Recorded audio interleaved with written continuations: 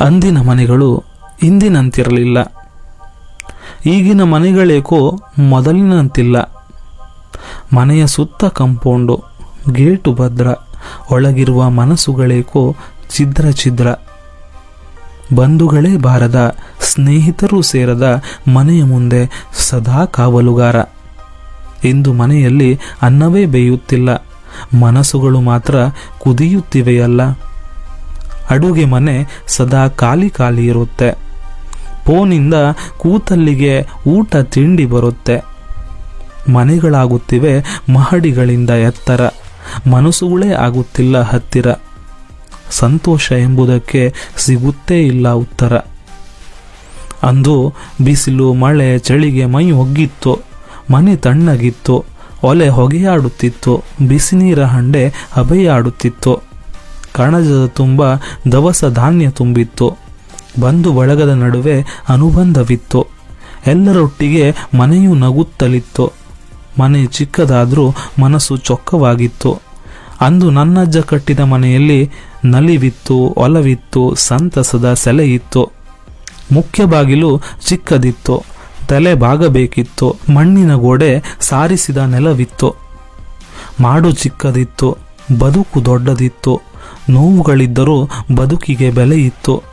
ಚಾಪೆಯಲ್ಲಿ ಕಣ್ಣಿಗೆ ಚಂದದ ನಿದ್ರೆ ಇತ್ತು. ಅಂದು ಆಸ್ಪತ್ರೆಯ ಹಂಗೆ ಇರಲಿಲ್ಲ. ಎಲ್ಲ ಸಮಸ್ಯೆಗಳಿಗೂ ಮನೆಯಲ್ಲೇ ಮದ್ದಿತ್ತು. ಮಗುವು ಕೂಡ ಮನೆಯಲ್ಲೇ ಹುಟ್ಟುತ್ತಿತ್ತು. ಮದುವೆ ಕೂಡ ಮನೆಯಲ್ಲೇ ನಡೆಯುತ್ತಿತ್ತು. ಚಿತ್ರ ವಿಚಿತ್ರ ಛತ್ರದ ಹಂಗೆ ಇರಲಿಲ್ಲ. ಕೆಲಸಕ್ಕೆ ಶ್ರದ್ಧೆ, ದೇವರ ಮೇಲೆ ನಂಬಿಕೆ ಇತ್ತು.